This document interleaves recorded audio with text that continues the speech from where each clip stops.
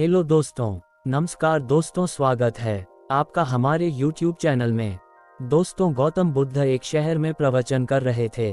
तभी प्रवचन करते समय एक व्यक्ति पर उनकी नज़र पड़ी, जो कि बहुत ही आलसी लग रहा था। गौतम बुद्ध देखते रहे। उन्हें ये लगता था कि उसके मन में थोड़ा अशांति है।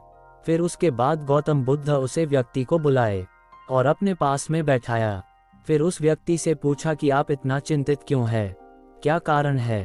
तो व्यक्ति बोला, महाराज जी, मैं हमेशा आलस में रहता हूँ। मेरा काम करने का मन नहीं करता और मेरे मन में अशांति हमेशा बनी रहती है। मेरे मन को विचलित करती रहती है। महाराज जी, आप कोई ऐसा उपाय बताएं जिससे कि मेरी यह आलस जड़ से खत्म हो जाए। तो गौतम बुद्ध बोले, चलिए एक कहानी के माध्यम से आपको हम बताते हैं। मेरी वीडियो को लाइक और सब्सक्राइब दोस्तों जरूर करें। जब तक हम कहते नहीं तब तक आप लोग मेरी वीडियो को लाइक नहीं करते हैं। मैं बहुत ज़्यादा मेहनत करके कहानी ढूंढ करके लाता हूँ। चलिए कहानी को शुरू करते हैं। खाली मत बैठो। एक प्रेरणादायक आलस्य का जाल। राजीव एक छोटे से कस्बे का साधारण युवक था। वह मध्यम वर्गीय परिवार से था और पढ़ाई में औसत था। उसके पिता एक सरकारी कार्यालय में क्लर्क थे और माँ गृहिणी। राजीव के जीवन में एक कमी थी, उसका आलस्य।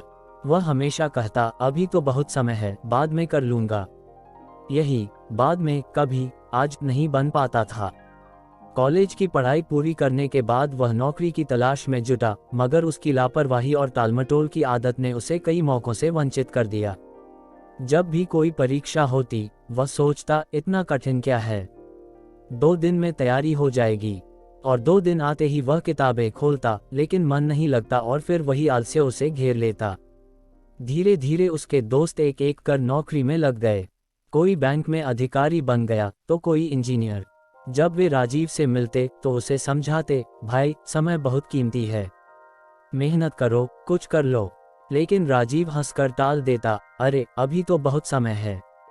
पिता की चेतावनी। राजीव के पिता रमेश बाबू ने एक दिन उसे बुलाकर कहा, बेटा, समय किसी का इंतजार नहीं करता। अगर आज तुम समय की कद्र नहीं करोगे तो कल समय तुम्हारी कद्र नहीं करेगा। मेहनत का कोई विकल्प नहीं है।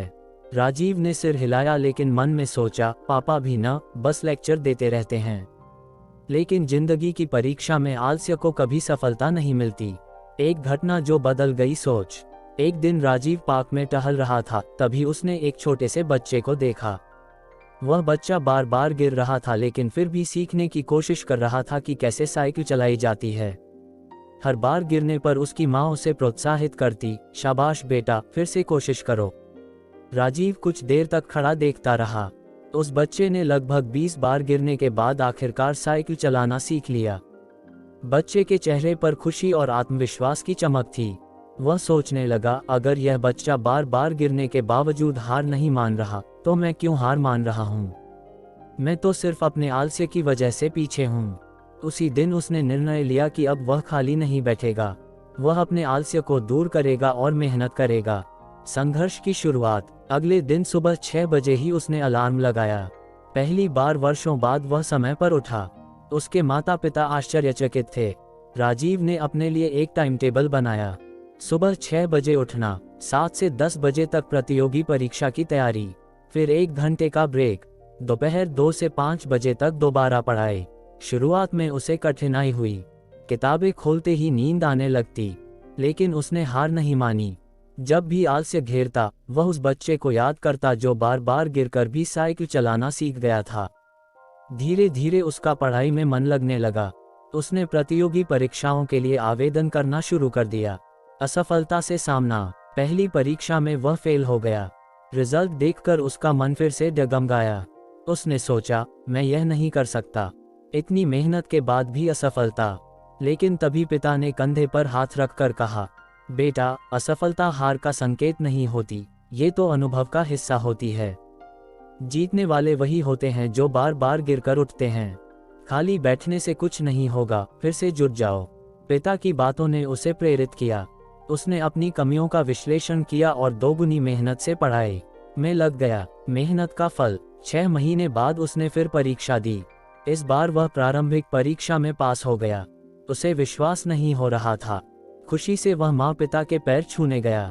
माँ की आंखों में आंसू थे और पिता का चेहरा गर्व से चमक रहा था। अब असली परीक्षा थी, मुख्य परीक्षा की। वह दिन रात मेहनत करने लगा, दोस्तों की पार्टियां छोड़ दी, मोबाइल को दूर रख दिया और हर मिनट का सदुपयोग करने लगा। जब मुख्य परीक्षा का रिजल्ट आया तो वह चयनित हो गया था। उसे एक प्रतिष्ठित सरकारी विभाग में अधिकारी के रूप में नियुक्ति मिली। सफलता की कहानी। नियुक्ति पत्र हाथ में आते ही उसकी आंखों में आंसू आ गए। उसने अपने माता पिता को गले लगाया और कहा, अगर मैं खाली बैठा रहता तो ये दिन कभी नहीं देख पाता। अब वह हर मंच पर युवाओं को प्रेरित करता। वह कहता, खाली मत बैठो, जब तक लक्ष्य हासिल न हो मेहनत करते रहो। असफलता सिर्फ एक पड़ाव है, मंजिल नहीं। राजीव की कहानी से कस्बे के युवा प्रेरणा लेने लगे। उसने एक बार फिर साबित कर दिया कि मेहनत और लगन से कुछ भी संभव है। आलस्य सफलता का सबसे बड़ा दुश्मन है। खाली बैठने से जीवन में कभी सफलता नहीं मिलती। अगर आप भी जीवन में कुछ बड़ा करना चाहते हैं तो उठिए, अपने सपनों को साकार करने में जुट जाए।